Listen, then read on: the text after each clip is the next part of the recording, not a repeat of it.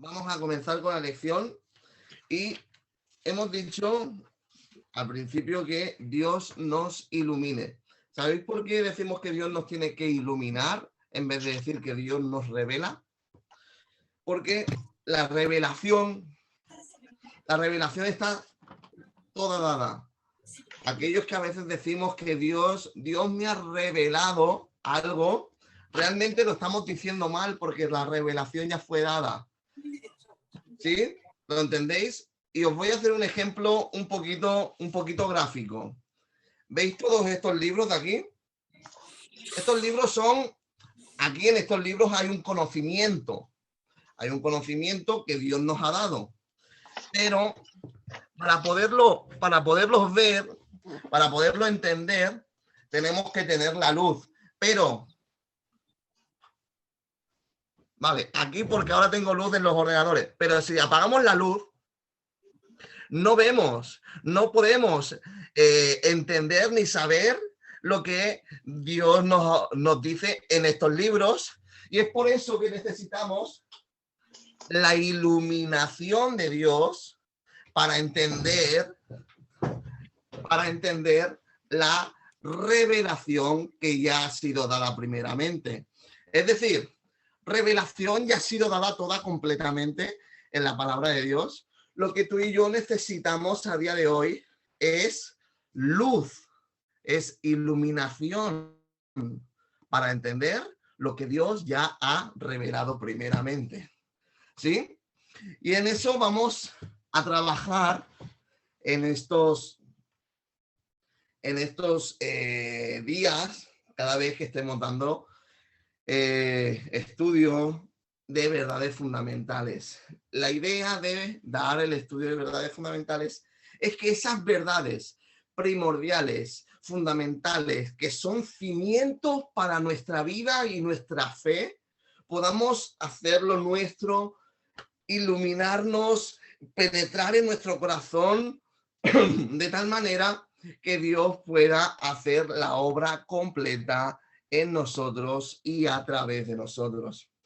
En la primera lección estuvimos viendo la semana pasada los atributos, las características de Dios naturales.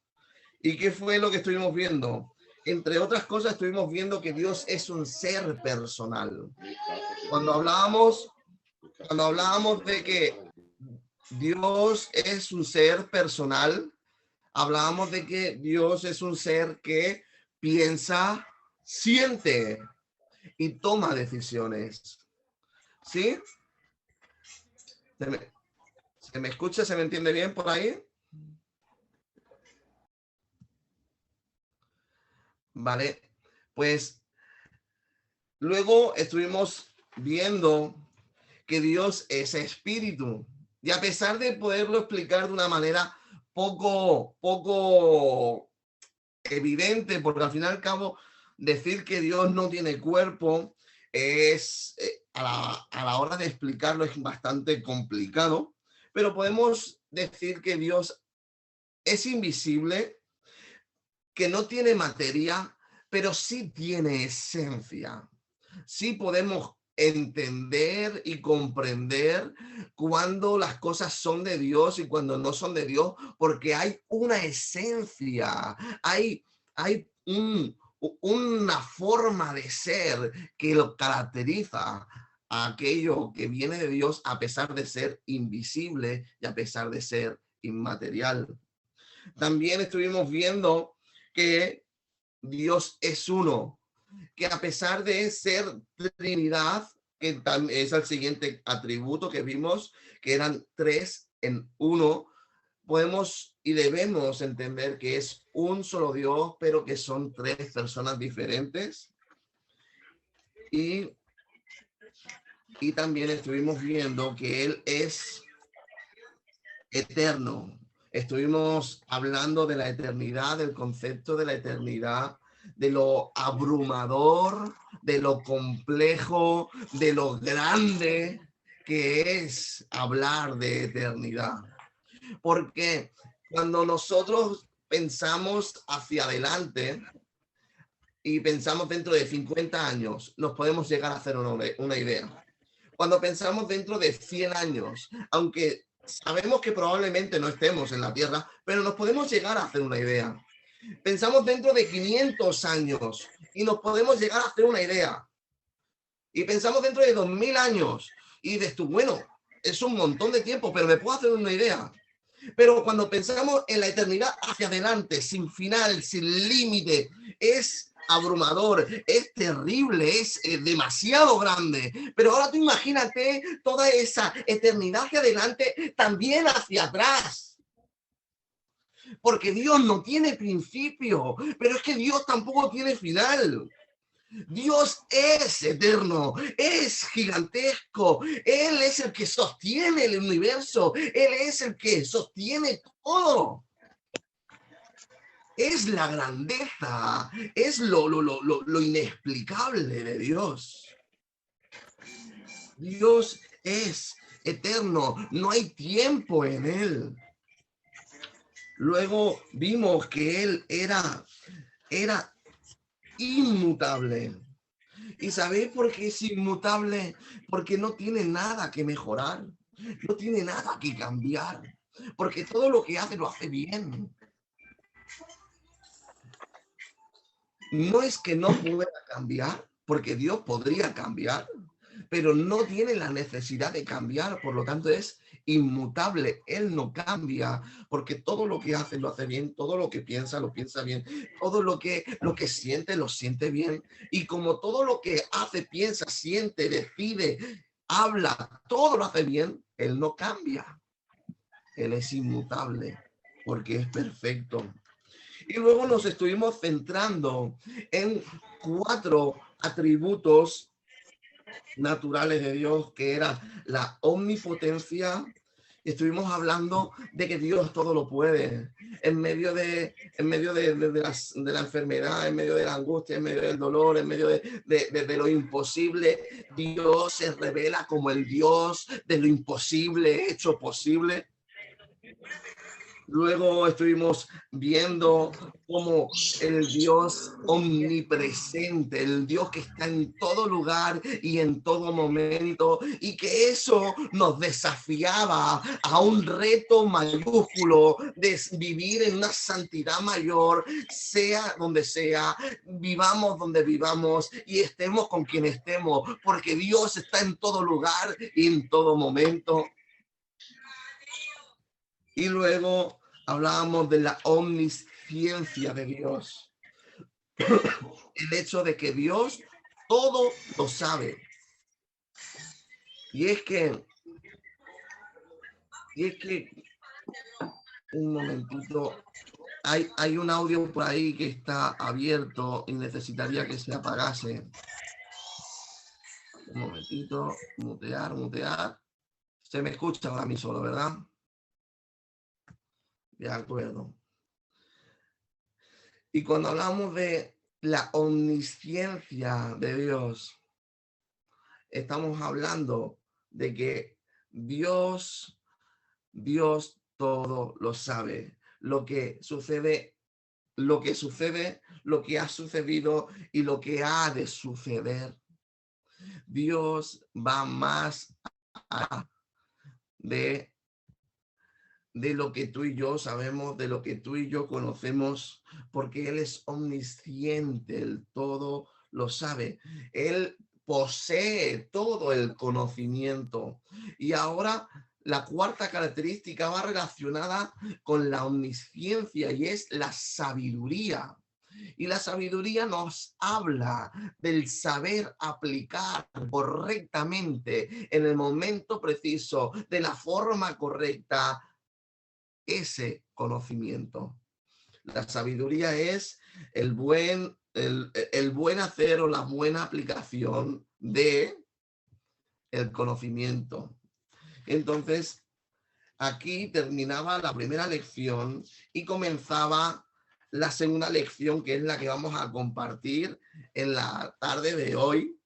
Y la lección 2 nos habla de los atributos, de las características y obras morales de Dios.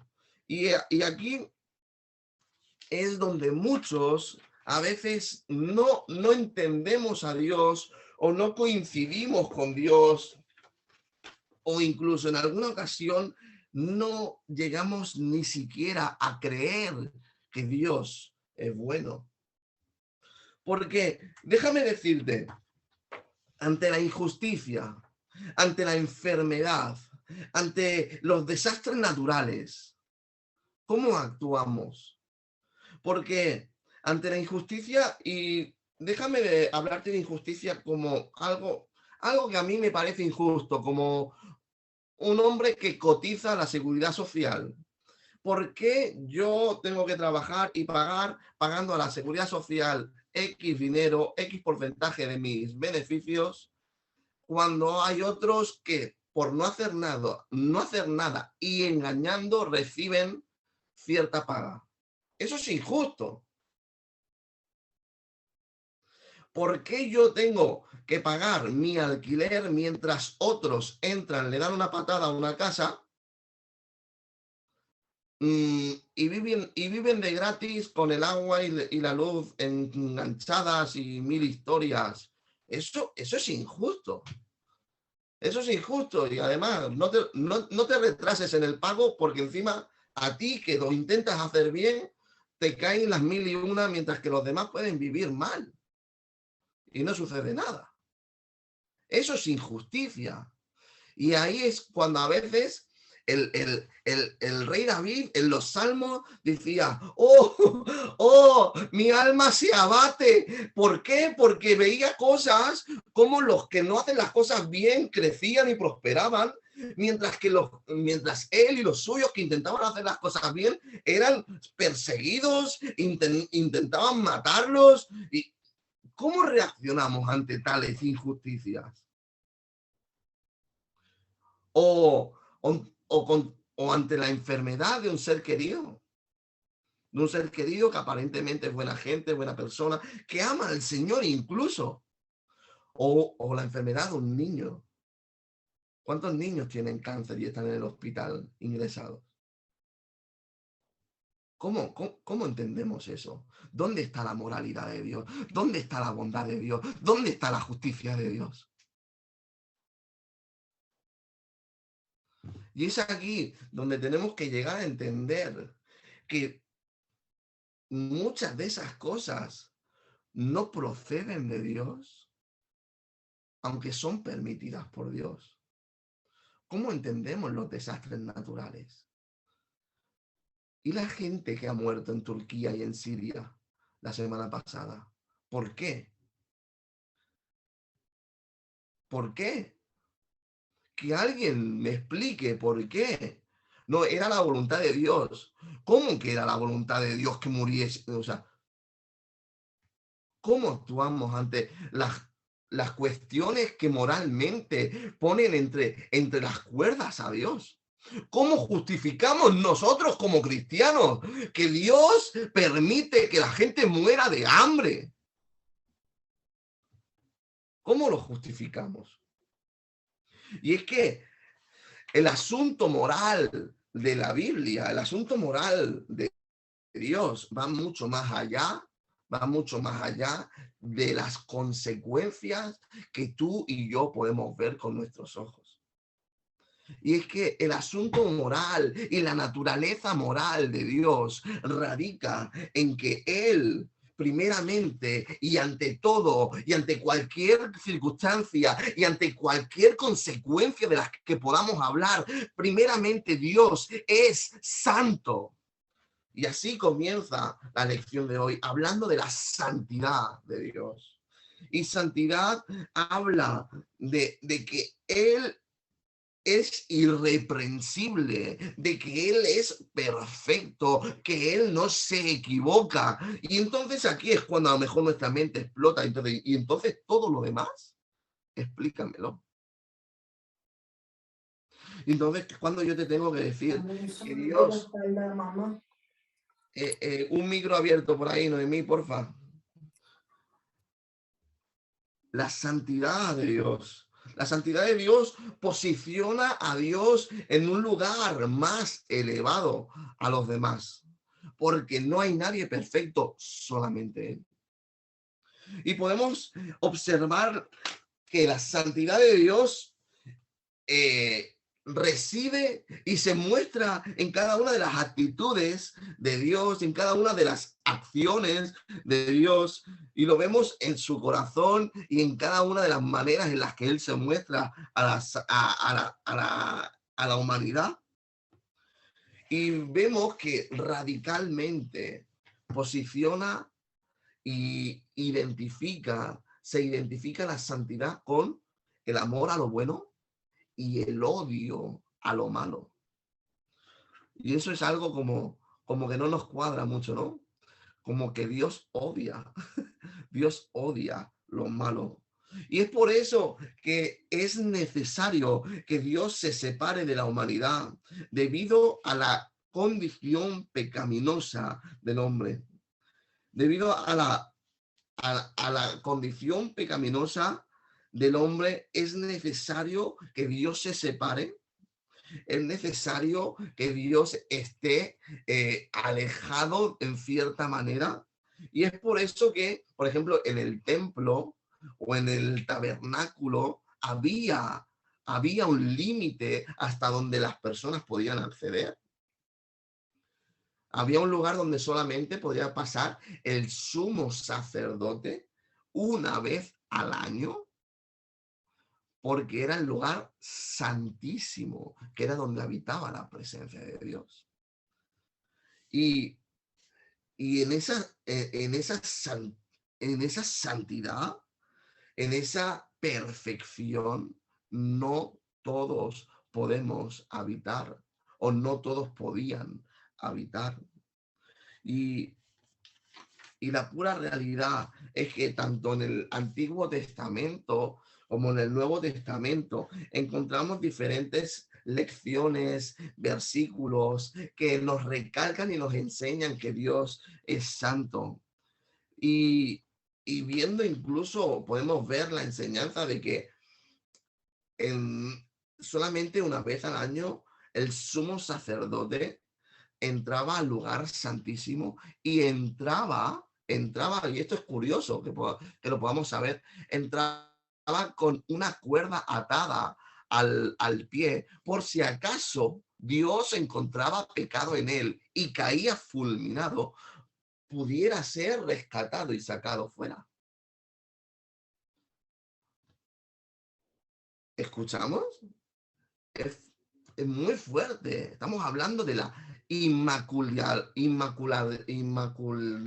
de Dios, donde no hay pecado, donde no hay mancha, donde no hay error, donde solamente encontramos perfección y santidad. Y queremos manchar a Dios con las consecuencias que nosotros hemos creado con nuestras decisiones. La moralidad de Dios va mucho más allá, es santa y es perfecta. Una vez al año el sumo sacerdote entraba atado con una cuerda en la pierna y unos cascabeles para que cuando dejase de sonar esos cascabeles, si había caído muerto, pudiera ser rescatado. Eso es la santidad extrema de Dios, donde Él está a un nivel y nosotros estamos a otro, donde Él no es el causante del dolor, sino es el causante de la bondad. Y nuestras decisiones han derivado hacia la maldad y hacia la mala gestión, de tal manera que la tierra misma gime de dolor por lo mal que lo hemos hecho y causan desastres naturales. Pero continuamos. Cuando hablamos de santidad y cuando hablamos de la perfección de Dios, tenemos que hablar de su rectitud y de su justicia. Y cuando hablamos de rectitud, hablamos de un gobierno, de unas leyes, de unos decretos que vienen directamente marcados por su santidad. Esta rectitud es las normas, las leyes que administran y que gestionan la vida espiritual, o la que deberían gestionar la vida espiritual. Mientras que la justicia de Dios es la que juzga esa rectitud o no. Me explico de otra manera. La santidad de Dios se divide en rectitud y justicia, mientras que la rectitud es la que pone las normas a seguir, el gobierno. La justicia será la que dictará sentencia y dirá si eres santo o no eres santo, por si cumples la rectitud o no. ¿Se ha entendido esto? Uno marca la línea y el otro dicta si estás en un lado o en el otro. ¿Se entiende, verdad? Y podríamos hablar de santidad hablando de rectitud, de justicia, y esta sería la forma de entender la santidad en nuestro estilo de vida, en nuestra vida cristiana, entendiendo que la santidad no solamente es donde está Dios, allí separado, sino es hacia donde tenemos que llegar. Es la norma, es el patrón, es la rectitud que Dios nos demanda, y a través de la justicia Dios nos va a juzgar si estamos siendo o no estamos siendo lo que Dios espera de nosotros. Por lo que, hermanos y hermanas, andemos con sumo cuidado el vivir en santidad. Porque tú y yo tenemos, dice en Hebreos, que nos podemos acercar confiadamente a día de hoy al trono de la gracia, pero que esa confianza, que esa cercanía no nos lleve a ser irreverentes ante la santidad de Dios. Que Dios y que Jesús haya roto el velo, que nos haya acercado a su santidad, a su trono, que Jesús haya hecho que todo el pecado sea cubierto por su sangre, y que Dios Padre nos vea a través de la sangre de Jesús. Que eso no nos lleve a vivir un evangelio light donde la santidad queda relegada a otras posiciones que no son primordiales. Tú y yo, como Dios, tenemos que vivir en santidad. Dios es santo en naturaleza. Tú y yo tenemos el deber de buscar, practicar y luchar en pos de la santidad. Y eso nos va a llevar a vivir un evangelio mucho más correcto delante de los ojos de Dios. Y la segunda cualidad que caracteriza a Dios de una forma moral es el amor. ¿Cómo no el amor va a caracterizar a Dios? Moralmente el amor describe a Dios de una forma sobrenatural.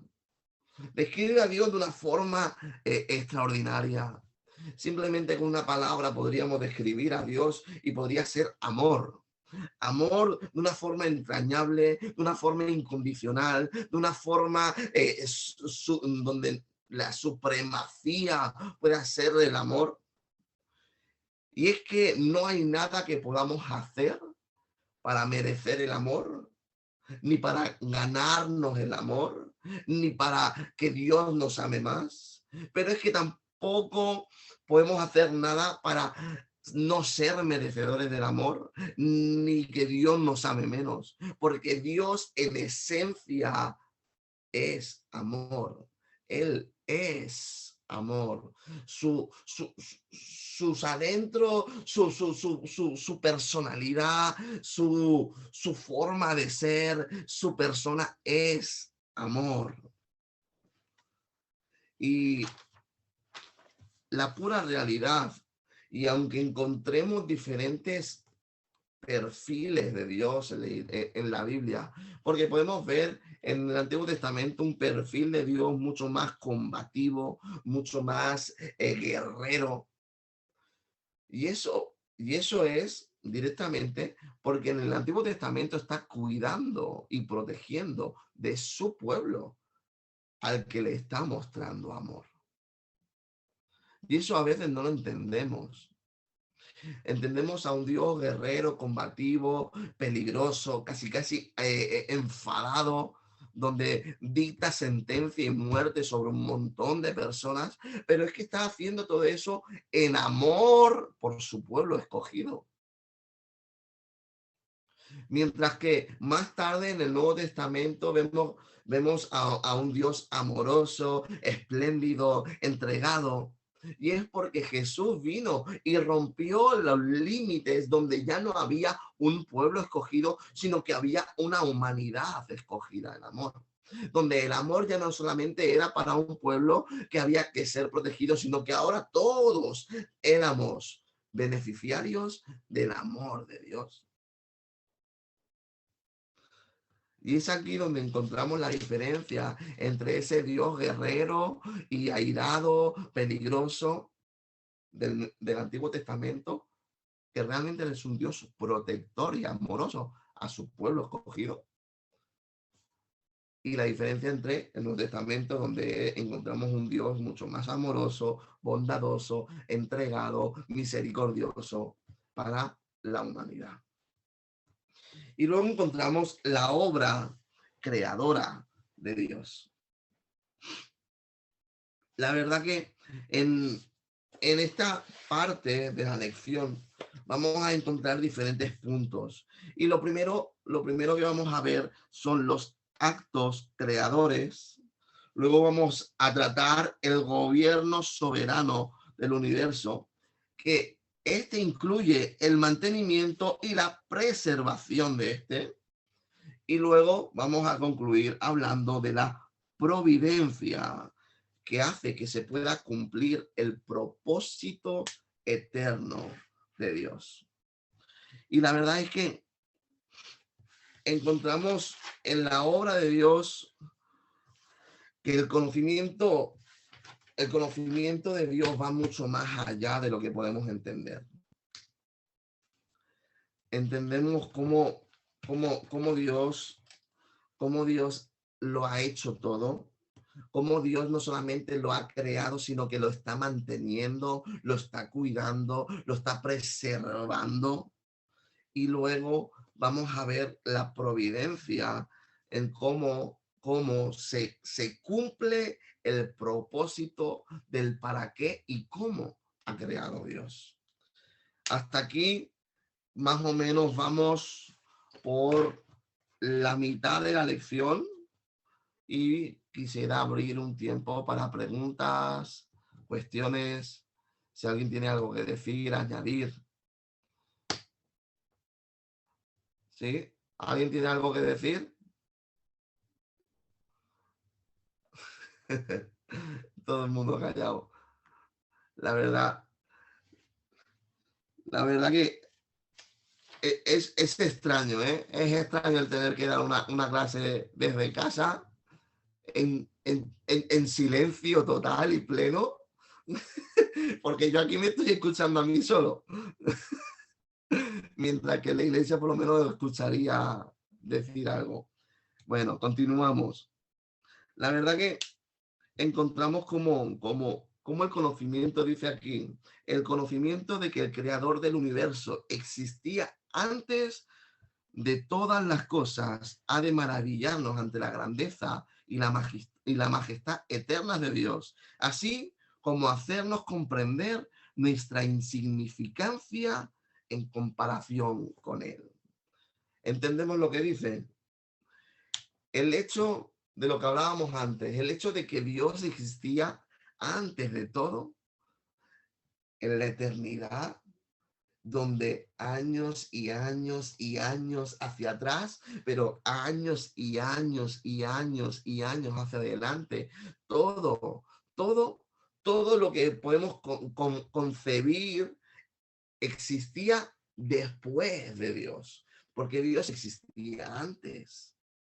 Y eso nos tiene que hacer entender nuestra insignificancia, nos tiene que hacer entender que somos minúsculos, que somos poquita cosa, que Dios va mucho más allá, que es mucho más grande. El hecho de, ¿habéis visto el típico vídeo que por alguna red social a veces sale, donde sale una ciudad, sale un hombre, sale la ciudad, luego se ve como un país, luego se ve el globo terráqueo, la Tierra, luego se ve el sistema solar, la Vía Láctea, luego el universo y se va extendiendo y cada vez se va más lejos, más lejos, más lejos, hasta que se ve el universo enorme, sin final. Pues dice Dios que el universo se sostiene en la palma de su mano. Tú y yo, siendo insignificantes, siendo minúsculos, siendo nada de nada, de nada, de nada, de nada, Dios ha puesto sus ojos sobre ti. Dios ha tenido a bien el escuchar tus oraciones. Dios ha pensado que era necesario prestarte atención y perdonar tus pecados para darte una segunda oportunidad y que pudieras estar de nuevo en casa del Padre. Tú y yo no lo merecíamos. Somos eso que en la Biblia llama vil y menospreciado.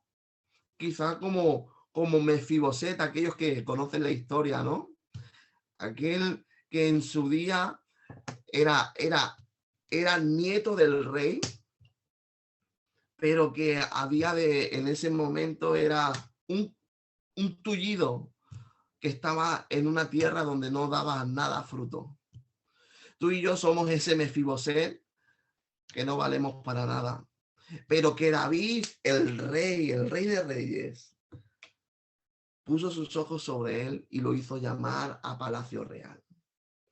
Tú y yo somos ese Mefiboset que sin merecerlo, que sin tener nada especial, es más, teniendo un montón de carencias, Dios ha puesto sus ojos sobre nosotros y nos ha escogido, y no solamente nos ha escogido, sino que nos llama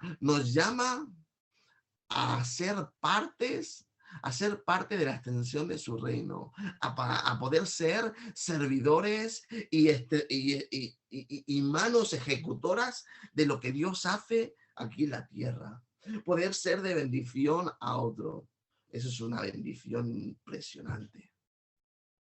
Poder ser partícipes de su santidad, de su amor, de su omnipotencia, poder ser partícipe de su omnipresencia y omnisciencia. Dios, a ti y a mí como iglesia de Dios, nos está haciendo partícipe de su presencia palpable en la tierra. Habla desde, vamos a ver, desde el 11, por ejemplo. Algo hay por ahí. Vale, ya estamos. Dice, y continuamos diciendo, el libro dice, el Señor de toda la creación tiene un merecido derecho sobre sus criaturas, el de la adoración y el servicio obediente. ¿Cuántos están de acuerdo? ¿Estoy de acuerdo de que Dios como creador merece? O sea, tenemos la obligación nosotros de darle la adoración y el servicio obediente. Hacerme así, ¿sí o no? O sea, Dios tiene merecido y nosotros tenemos el deber, ¿sí? Estamos obligados a eso. Porque si Dios lo tiene merecido, significa que tú y yo tenemos un deber. Qué poquito nos gustan los deberes, ¿eh? Pero en la vida hay deberes y derechos. Pero ¿sabes quién tiene derechos? El que cumple con sus deberes. Tú y yo tenemos el deber de adorar, de servir, de mostrar pleitesía al Rey de Reyes, al Creador de este universo. Y entonces los derechos a vivir, el derecho a ser alimentado, todos esos derechos, Dios los va a suplir. Y es más, los suple incluso cuando no somos correctos ante Él, cuando no le adoramos ni le servimos. Y Dios, los derechos no los suple. Pero ahora tú y yo tenemos el deber de adorarlo. Tú y yo tenemos que ser buenos y reconocerle a Dios en el servicio que Él es el Dios de nuestra vida. Continúa la lección diciendo, en la creación vemos una revelación general del Creador, en la que se ve la sabiduría, el poder y el interés por su creación. ¿Cuántos están de acuerdo de que Dios en su creación se ve que tiene interés por nosotros? ¿Sí o no? ¿Dios tiene interés en nosotros o no? Yo personalmente opino que Dios siendo Dios, casi podríamos decir que al crearnos se metió en un fregado. Porque Dios, siendo tan grande, tan bueno, tan, su corazón de amor hacia nosotros, yo creo que le hace sufrir más que beneficios le trae.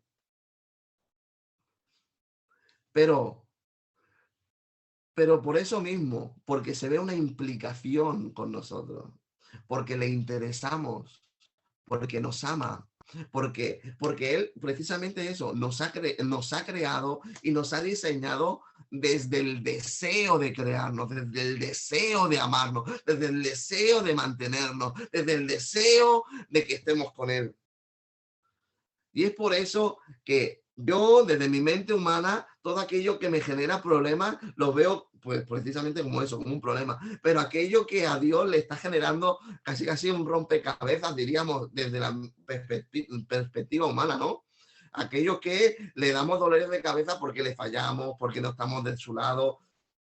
A él, lo único que le genera es amor, entrega, deseo, devoción, porque Él nos ha creado no para recibir la adoración ni el servicio que se lo merece, sino que nos ha creado desde el deseo de amarnos, desde el deseo de estar con nosotros, desde el deseo de compartir. Y es por eso que nosotros podemos sentirnos dichosos de que tenemos un Dios creador, pero un creador que nos ama y que quiere estar con nosotros. Continuamos con la lección y dice, la enseñanza bíblica sobre la creación básica para nuestra fe, sobre la creación básica para nuestra fe, ya que nunca podríamos entregarnos completamente para la salvación eterna a alguien de menor poder que el Creador revelado en la Escritura. ¿Se entiende esto? Que Dios sea creador, que Dios esté a un nivel superior que nosotros, hace que el plan salvífico de Dios tenga un sentido. Por ejemplo, y haciendo una comparación muy simplista y muy tonta, es como el creer como que el salvador del universo no puede ser Spider-Man, no puede ser un hombre. El salvador del mundo no puede ser Batman, un hombre con una cualidad diferente. El salvador del mundo no puede ser uno como tú y como yo, pero que se le ha encendido la luz. El salvador del mundo tiene que ser alguien superior, Dios, el creador. el que está sobre todas las cosas. Pero sobre todas las cosas estamos hablando sobre el tiempo, sobre la eternidad. Estamos hablando de que está sobre el universo, que está sobre todas y cada una de las cosas, porque no tiene ni principio, no tiene final. Él es el único Dios. Y ese Dios es el que nos puede salvar. ¿Sí? Y continuamos hablando sobre el señorío del Señor. Y con esto vamos a estar terminando esta parte de la lección. Y la verdad que vamos a estar terminando, pero que esta parte tiene telita, ¿eh? También hay que decirlo. El señorío de Dios se va a dividir en la preservación del mundo, en la providencia y en los propósitos elementos y efectos de la providencia de Dios. Cuando hablamos de la preservación, hablamos de que Dios ha creado, de que Dios ha hecho la obra completa, de que Dios ha hecho la creación del mundo. Y ahora vamos a hablar de que Él hace el mantenimiento. A mí me hace gracia, porque yo he sido instalador y he sido mantenedor. Yo he creado el sistema de seguridad en algunas casas y luego lo he mantenido. Y a mí me recuerda esto un poco a lo que yo hacía. Dios creó el universo y ahora Dios, una vez creado, está haciendo el mantenimiento, está preservando, está cuidando de que todo esté como tiene que estar, que todo siga para que todo esté correctamente. Dice Hechos 17:28, dice, porque en Él vivimos, en Él nos movemos y en Él somos. Es por Él que hacemos todas estas cosas. Dice también, a ver si lo encuentro. Bueno, a ver si lo encuentro por aquí.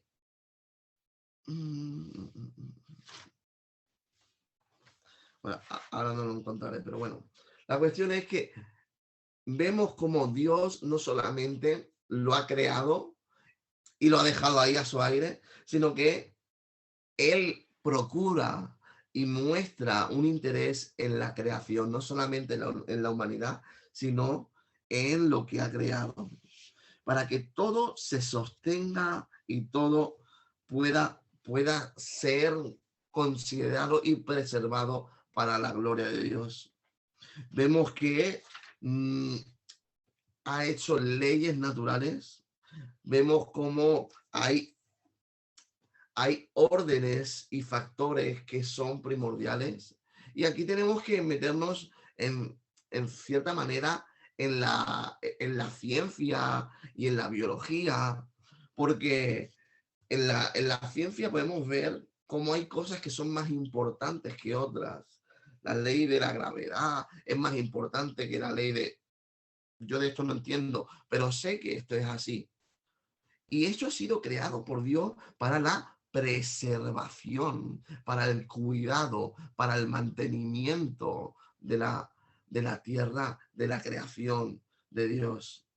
Dice que hay unos elementos de la providencia de Dios que se relacionan con nosotros en lo que hacemos hoy.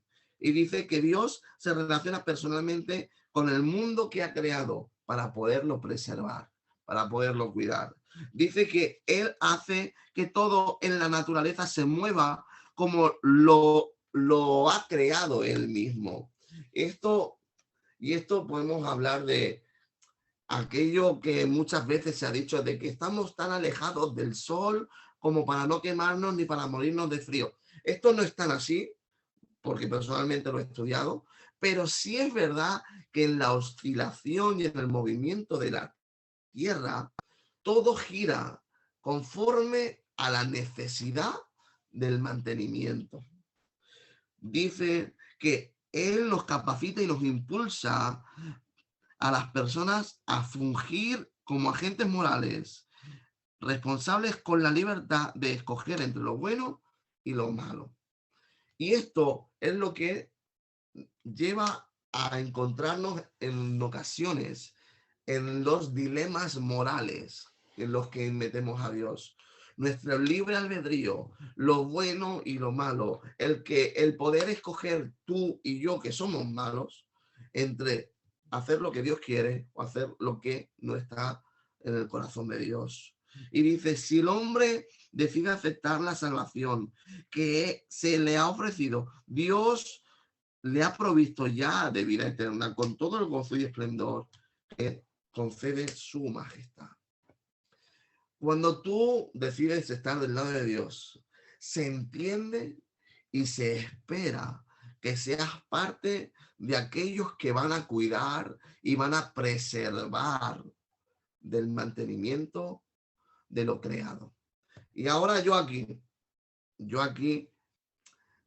si estuviésemos con niños pequeños, yo aquí les diría, y por eso tenemos que reciclar, y por eso tenemos que hacer que los papeles vayan con los papeles, y con los plásticos con los plásticos, porque es una manera de hacer el mantenimiento de la tierra, el mantenimiento de lo creado, de una forma sencilla, entendible. Pero ahora, como no estoy con niños, vamos a hablar de una forma seria. Sí es verdad que tenemos que reciclar y hacer todas estas cosas, pero más que eso, como cristianos tenemos que dar la talla, tenemos que marcar la diferencia en la santidad, en la preservación y en todos y cada uno de los aspectos de nuestra vida. Tú y yo no podemos ir por la calle y tirar la bolsa que llevamos de plástico al suelo. ¿Por qué? Porque bueno, ya me lo he terminado. No, eso es feo. Eso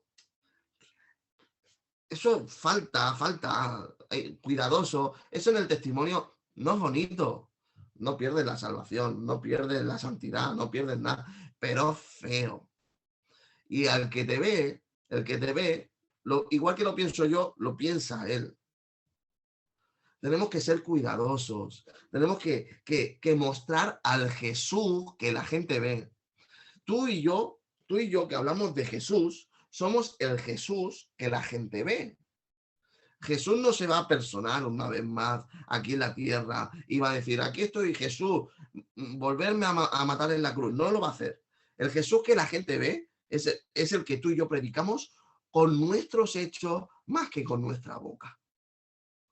Entonces, con tu vida diaria, en tu estilo de vida, muestra a Jesús en todo.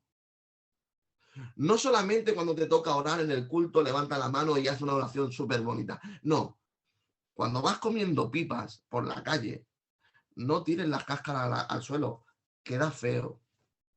Cuando vas comiendo el paquete de donut, busca una papelera al tirar el plástico.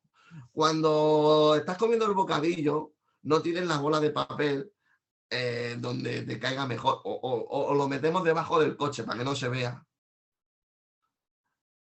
Tenemos que buscar la preservación, pero más que la preservación, tenemos que buscar el testimonio para mostrar a Jesús en todo momento y en todas las cosas.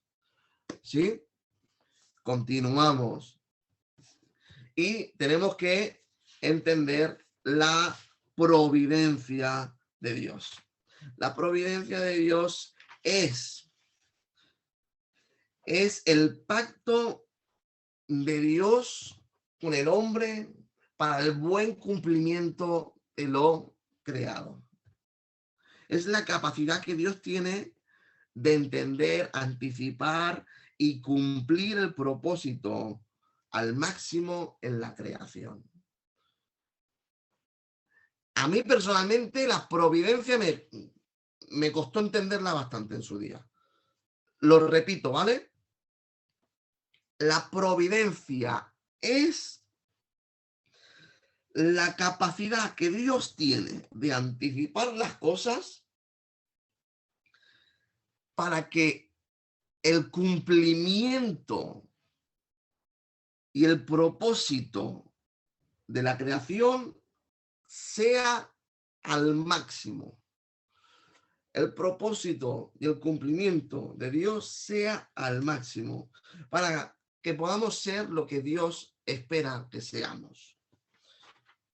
Es la capacidad de anticiparse, la capacidad de poder ver el futuro, la capacidad de demostrar el interés en nosotros para nuestro bienestar. Es la capacidad de demostrar el interés en el desarrollo mental y moral del pueblo. Es la capacidad que tiene para que podamos llegar a la meta entendiendo y cumpliendo lo que él quería que llegásemos a ser. Y para eso tiene diferentes elementos: la preservación, el asentimiento y el gobierno.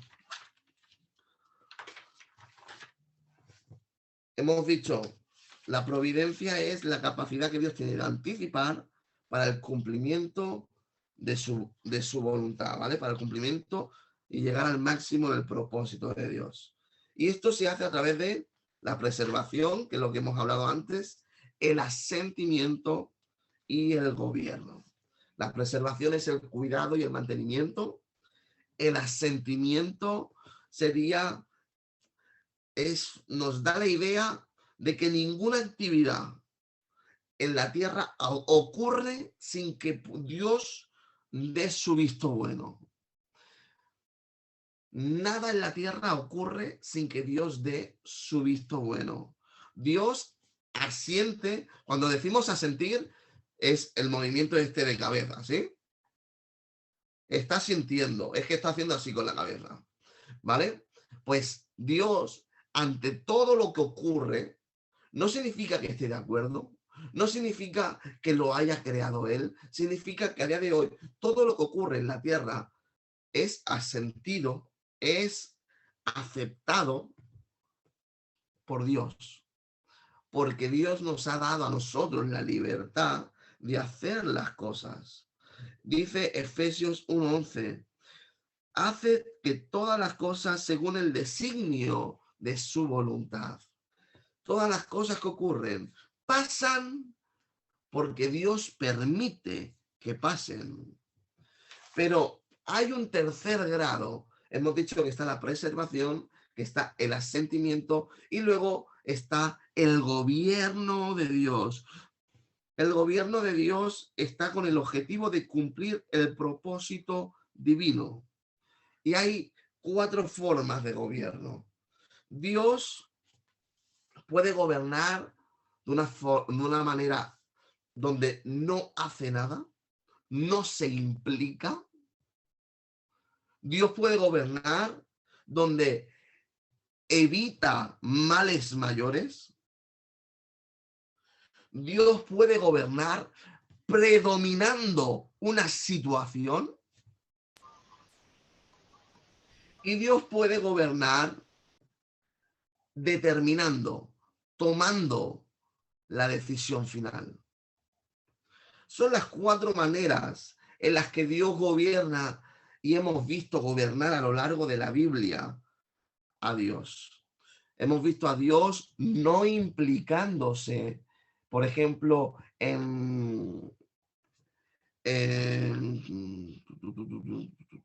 por ejemplo, no implicándose, por ejemplo, en la misma historia. Vamos a hablar de Jonás.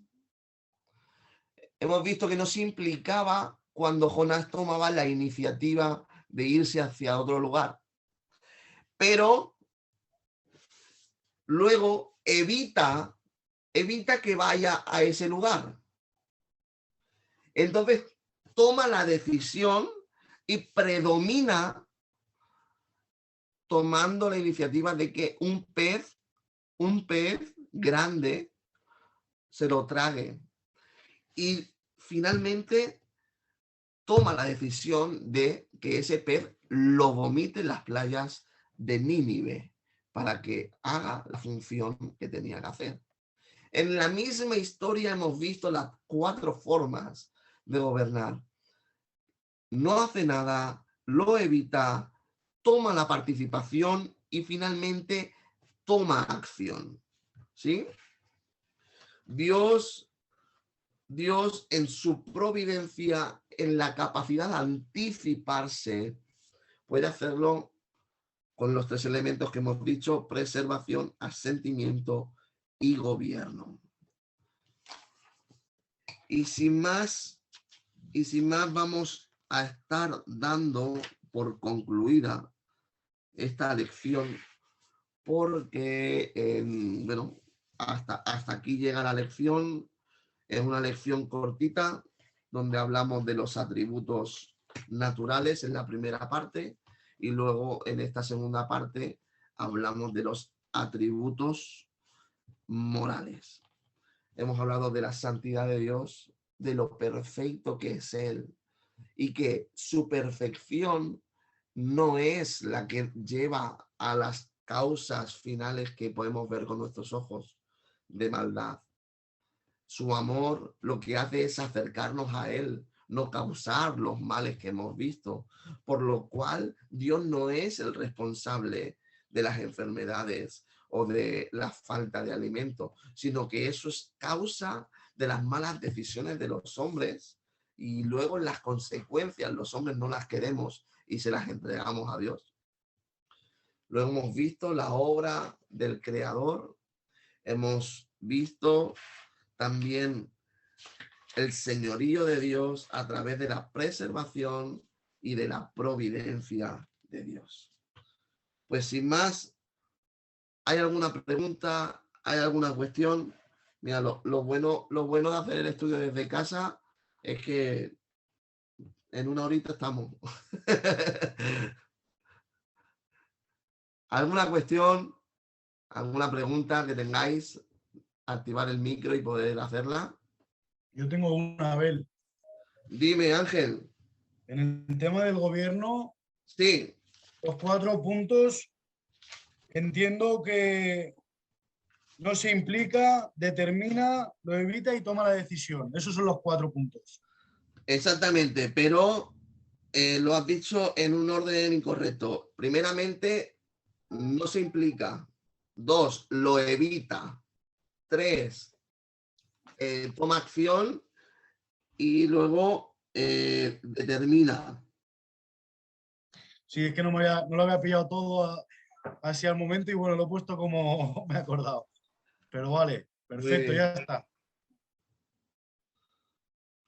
¿Alguna pregunta que tengáis por ahí? ¿Os hago yo alguna? Alguno comienza a temblar ya.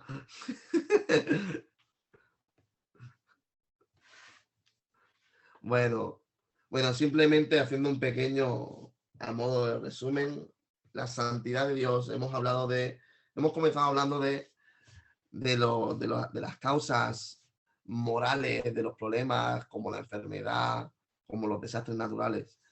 ¿Dónde está Dios en eso? Dios es tan grande, Dios es tan santo y tan amoroso, que Dios no está implicado en eso. Todo eso es desarrollado por la maldad del hombre, el libre albedrío, donde cuando llegan las consecuencias, el hombre se quiere limpiar las manos y quiere echarle las culpas a Dios, cuando el responsable ha sido él, por sus malos actos, su mala gestión de la tierra, de la minería, donde luego hay desastres naturales, donde luego la comida no es tan buena y eso genera enfermedades en los cuerpos, y todo eso se lo queremos implicar a Dios cuando son malas decisiones nuestras. Y la santidad de Dios es perfecta, el amor de Dios es incondicional. Luego hemos visto cómo Dios es creador, cómo Dios se implica con su creación y cómo Él en su providencia intenta sacar el máximo partido al propósito con el cual hemos sido diseñados.